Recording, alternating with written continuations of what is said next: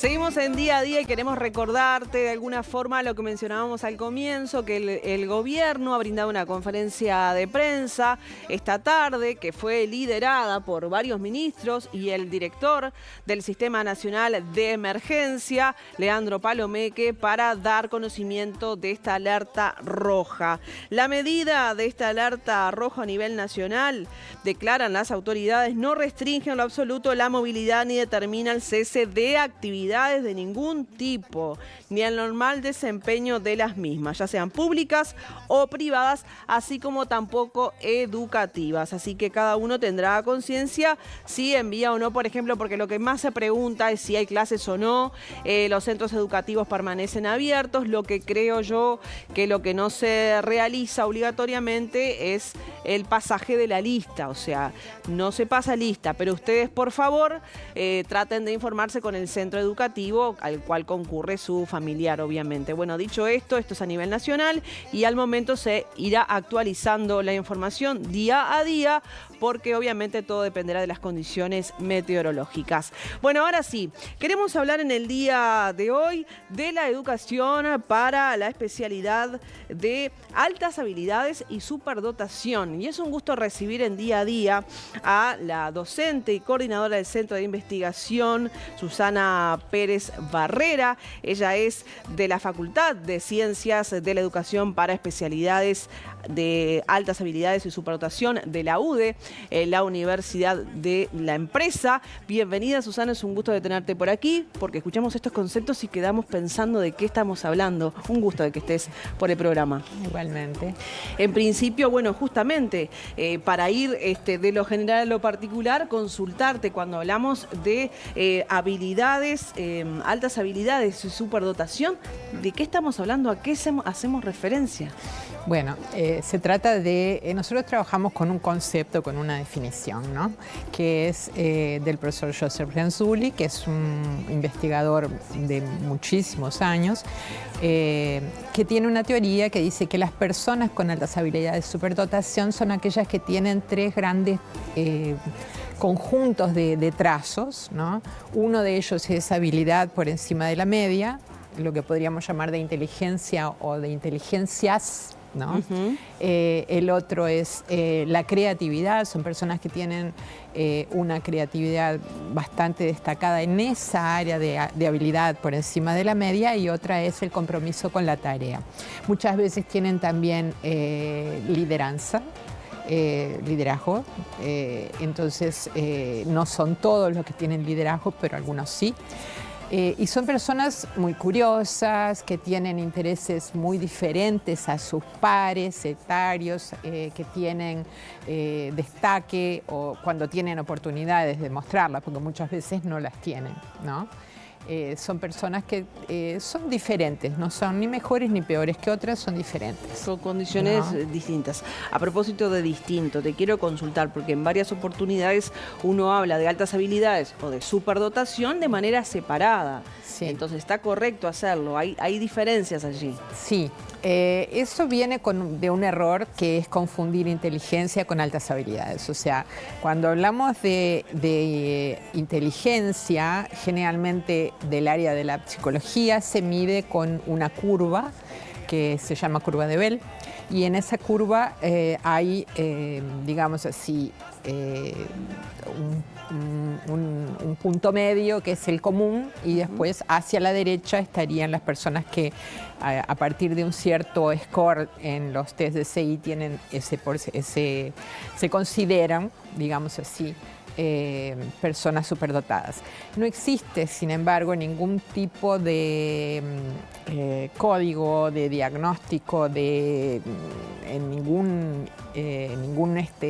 ninguna medida que podamos usar para medir inteligencia. O sea, lo que miden los test de CI en general son el vocabulario, el razonamiento lógico-matemático y un poco de la parte espacial, digamos.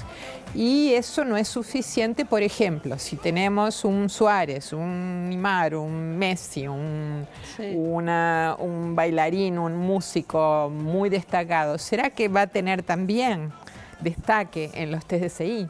No necesariamente. Claro. Entonces, nosotros consideramos Toda la que razón. tanto altas habilidades como superdotación son lo mismo. Por eso lo usamos con la barra, para demostrar que es la misma cosa, porque en muchos lugares se habla solamente de altas, inclusive en los países latinos se habla de altas capacidades. Algunos hablan de superdotación, otros hablan de dotación, o sea, son nombres distintos para la misma cosa. Pero estamos hablando siempre de No. lo mismo. Bueno, Exacto. a propósito, algún lineamiento, recién en la conversación nosotros dábamos cuenta de algunas características, pero si nosotros, de pronto a nivel familiar, de amistad, de algún conocido, tenemos la forma de detectar o identificar a estas personas con esas cualidades y características. Bueno, hay que tener conocimiento sobre el tema, pero generalmente en la familia uno se da cuenta. O sea, generalmente tenemos los nenes, los hermanos, los primos, y notamos que son diferentes. O sea, tienen intereses que son muy diferentes de unos de otros, son mucho más curiosos, a veces son cuestionadores, o sea, llaman la atención inclusive de los propios maestros, porque a veces cuando dominan un tema que lo dominan profundamente, a veces saben más que el maestro. Se aburren, ¿viste? Se aburren. Escuchamos una oportunidad, ¿No? se aburre, mi hijo se aburre, no está como a la par de sus compañeros porque termina antes las tareas, por ahí, ¿no? Sí, imagínate un nene de, yo qué sé, 6 años que ya está haciendo ecuaciones, por ejemplo. Increíble. Y sus compañeros están aprendiendo los números recién, aprendiendo las operaciones básicas. Se aburre. O un niño que, por ejemplo, tiene un destaque en el área corporal sinestésica y hace o danza y sus otros compañeros están aprendiendo los primeros movimientos. La música, los que tienen oído absoluto, por ejemplo. Hay niños muy chiquitos que empiezan a cantar en tonos diferentes, las canciones que escuchan, le cambian la letra. ¿Y cómo hacen eso? ¿No? O sea, esos son destaques en otras áreas, ¿no? Que a nosotros nos gusta mucho destacar eso porque son... en general se asocia mucho con la parte cognitiva tradicional, digamos, con aquellas áreas que son aquellas que en la escuela se prevalecen más, se priorizan más. O sea, sí, claro. Lectura, escrita. Ahora si vamos por ejemplo, al PISA, el PISA también está considerando creatividad.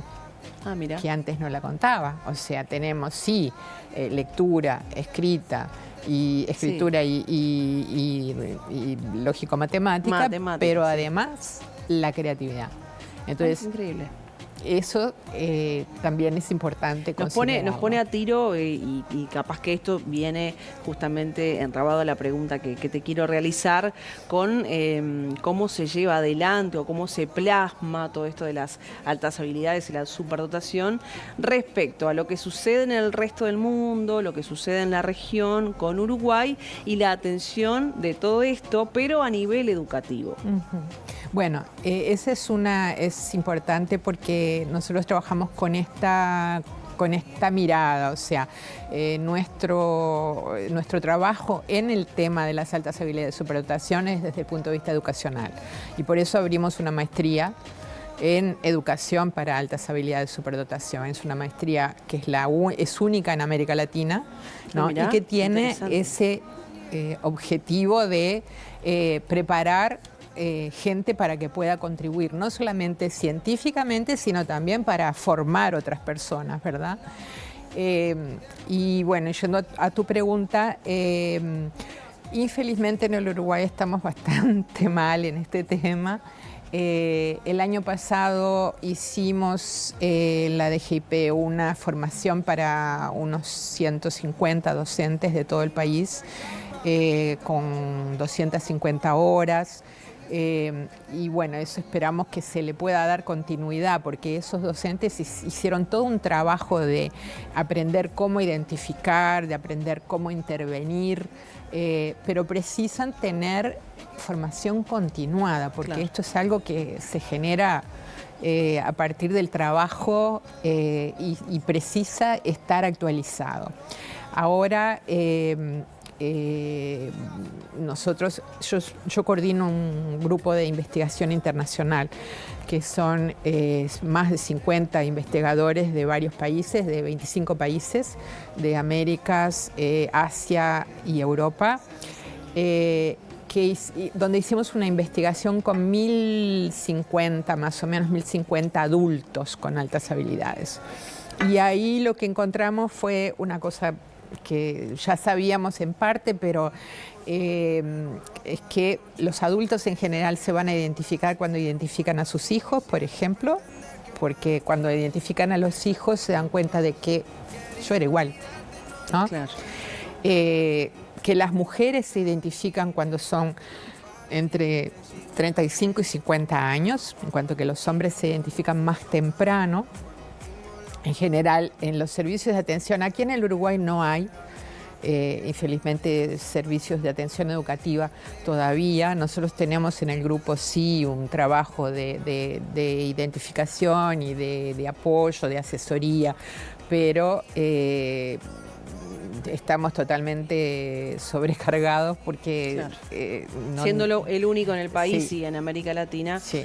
Bueno, realmente me parece sumamente interesante. Nosotros de pronto desconocemos esta realidad, pero tenemos que saberlo para quienes estén interesados, para los docentes que quieran de alguna forma involucrarse más con estos temas. Tienen la UDE para hacerlo. Seguramente ustedes tienen acá ya en pantalla las vías de comunicación. Bueno, Susana, un millón de gracias por tu tiempo y por venir a hablarnos un poquito más sobre este tema. Ha sido muy amable. Bueno, muchas gracias.